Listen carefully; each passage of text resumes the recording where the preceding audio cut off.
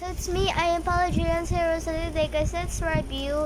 And this is my nighttime routine now. Because why I'm gonna review? Because I have a test tomorrow and tomorrow's Friday. So I'm gonna review about math and computer science. Let's go.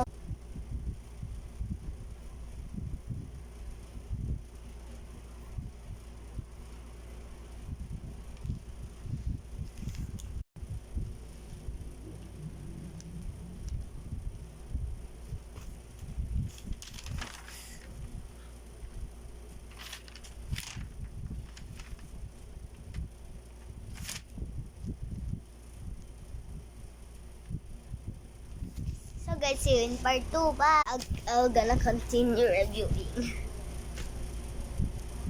Electric C